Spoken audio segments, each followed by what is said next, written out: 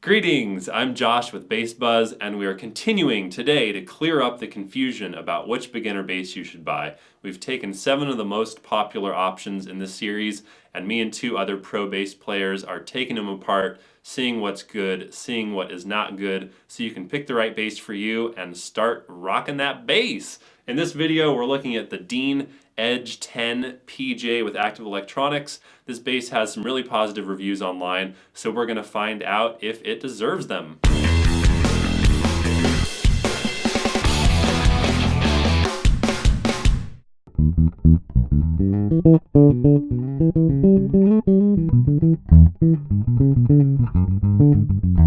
Pretty rounded instrument, so I'm not in love with the feel of it, but the width isn't bad. So it protrudes in the back a little bit more than you'd like? Yeah, it protrudes a little bit more. The finish itself, I'm not a fan of. Even though it's not sticky, it does have this characteristic to it that does seem to grab a little bit.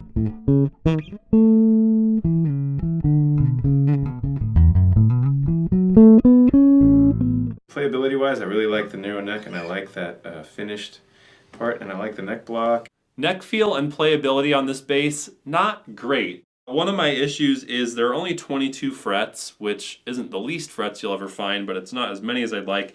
And this cutaway starts all the way back here on the 19th fret and thickens out from there, which means that it's kind of hard to get to the top, like I would say the top 3 frets you have to modify your technique to get to, which I just hate. I think every bass should have a cutaway starting at the end of the last fret, but I don't always get what I want.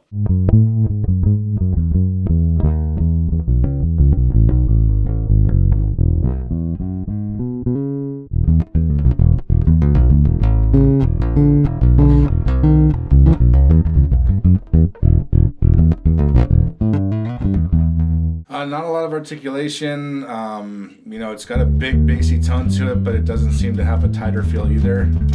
Yeah. It's definitely dark, but it's not dark in a good way. It's kind of dark in a flubby, bassier format. Kind of undefined. Exactly. It Yeah. sounds like it's going through a phone or something like that.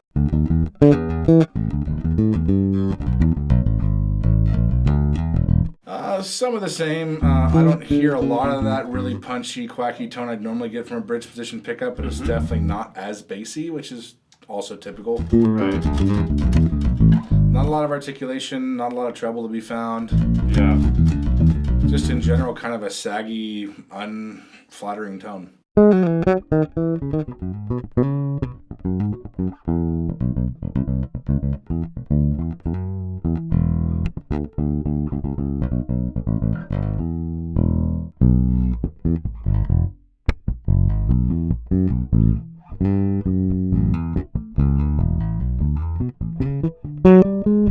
The other ones, it felt like we had tone 1, and then we would change it, and it would have this big range. This one feels like everything's within a really, really much more constricted range as far as our options. If you're going to take this on a gig, is there any style you think it might work for?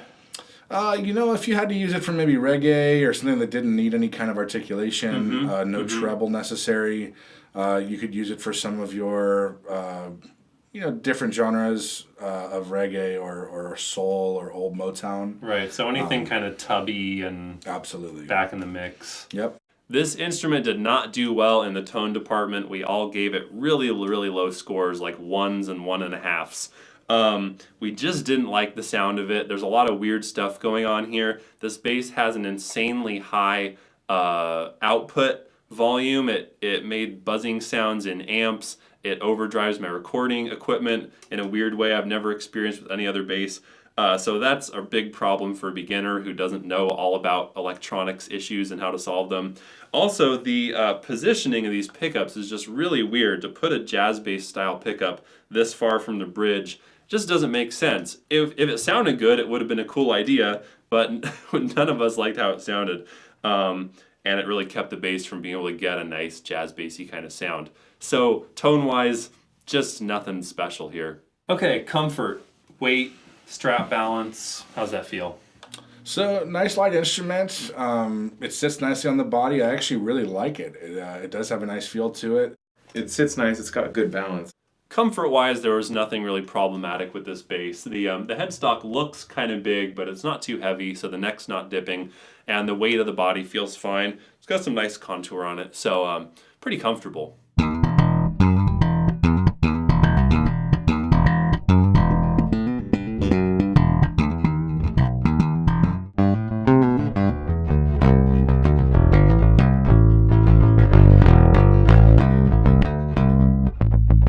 That's really the only thing that it's done so far that I've really liked. It's definitely harder to pick on it. It doesn't feel like it has a good sweet spot for picking.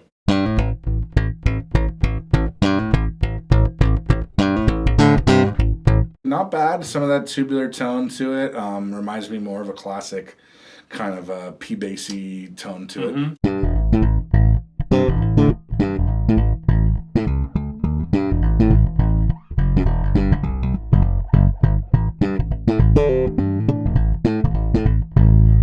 Not bad. Together, they definitely help each other out.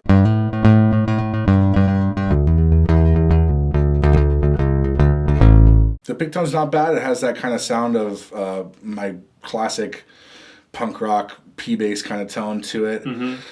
Almost reminds me of like the old Rancid stuff and you know, some of that more tubular, darker pick tone. All right, let's take the blindfold off and see what you think. All right, it's reveal time. All right. Well, I love the color. Super cool looking instrument. I think this could absolutely work for your punk rock bands and things that you want to match with the sole of your shoe, and, you know, with a nice white hat. Otherwise, you know, I don't think it's an all around versatile bass. Let's do it. It's the big reveal time. It is? Yeah. It's exciting. Okay. So I mean, I'm a fan of the narrow neck, and I'm a fan of the finished back, and I like their neck block. They want people to take bass solos. I'm in favor of that. Yeah. But this is a really, really bad sounding bass. If you really like the look of this bass, then that makes it the beginning bass for you. I'll be the first one to admit that I bought my first 2.5 basses based solely on how they look. So. If your guitar player has a matching white Dean with like all the spikies on it, that would be sick. So this bass had really positive reviews online, so I was excited to check it out. And Dean does make some good instruments. I've played some of their acoustic bass guitars I like. However, the consensus between Ben, Gio, and I seems to be that the only reason to buy this bass is if you like how it looks, you don't care about how your instrument sounds, and it matches either your shoes or your guitar player's guitar. So if you're really into looks, I mean, it's a cool looking bass. I love the white and black monochromatic thing it's got going on. That seems to be the only reason to buy it, which to me is a very, very, very bad review if the only thing going for it is the look. So yeah, I'm going to give this bass another Jim Cramer Mad Money do not buy. Don't buy this bass. We've looked at better basses. We will continue to look at better basses. We've got a couple more to go in our review series, and then we'll do the final shootout where each of the three of us will pick our two favorites, pick winners. We'll break it down and let you know which basses are worth your money.